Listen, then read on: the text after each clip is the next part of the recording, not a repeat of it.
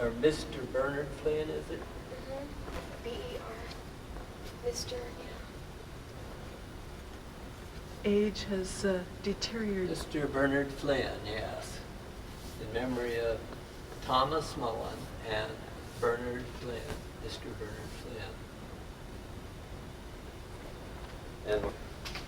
And how it's, the rock has been laid and formed into a cross on the top, and also a little differentiated, goes the whole way around. You can see where the old confessional was and will be put back, we're told.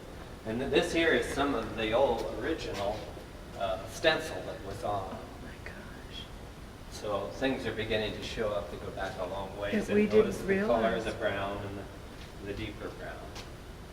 And this window is a gift of Mrs. Peter P. Kirk in memory of her husband, Peter P. Kirk. And that goes back to the Peter Kirks. He had been married, had 12 children, married Margaret Lyons, and when he came out, he brought his father with him, Thomas Kirk, who was back to the 1700s, and his wife, Margaret Lyons' mother, who is one of the first burials in the new cemetery, 1874. This is the baptismal area. Of course, This is the everything is baptismal gone. area, and you can see where the little where they kept the baptismal things in the little wood thing, which we also have over in the vault in the Mission Museum. How old do you think this stonework is, Joe? Probably goes back to the time when they built the church. And we were wondering, and we will find out if it goes clear to the ground or if it's just on top of the wood. If it is, it's quite a bit of weight just sitting there. But I presume there's some We'll be footing able to underneath leave it. that, or do you think it's going to have to come I out? think they'll be able to leave it. They're hoping to leave that and the large piece of marble that's on the main altar. This stenciling is, this is something we have not seen before. Well, I saw it when I was a little kid, really. It showed up, and it was all along here and around the windows.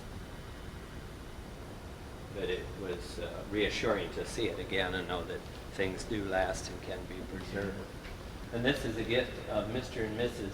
John N. McKay in memory of Mr. and Mrs. James and Cecilia McKay. And John was a brother of William McKay, who was called Bill McKay, who was our grandfather. And John McKay had James and Leonard and Mary. And he had married Caroline McKay. Now, where did they live, Joe, when they first came? They lived out on the old donation land claim. Oh. And Cecilia and James Lawson had came out there and came to America in 1842 and came across the plains in 1847 and lost their only two children they had at that time, James and William. And they were ages 3 and 4. They were at Whitman's about 2 weeks before the massacre, and whether they brought the measles there or caught the measles there, we don't know.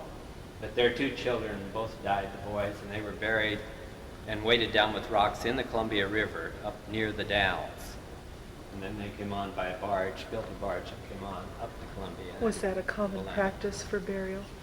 Yes, you it were was, on the because trail? especially when they had something like the measles, a communicable disease, because they were afraid that Native Americans might dig their bodies up, because they were scared of these diseases and one thing and another. The Stations of the Cross are The gone. Stations of the Cross are also over in the Mission Museum, and also the little candle The holders sconces here. that hold And the this candles. indicates that this is one of there's only 2 churches that are consecrated in the state of Oregon. This one in Roy, Oregon, and that means that they're fully paid for and are in use. So that symbol actually means something, Yes, both it financial and religious? Yes, and you'll see over, I should have pointed out to you up around the altar that shows up there in a few different places. Little did we know. And this here is a gift of St. Paul's Court of the COOF and organized in April the 13th, 1901. Catholic Order of Foresters. Very strong organizations. Yes, and there was a time when every lady, in the parish pretty much belonged to it, and was part of the church. I don't think we had much of a choice. I remember being a lady forester. Sure, everybody just joined and they went out and recruited in the Knights of Columbus for the men. And these poles are hued beams underneath the more ornate.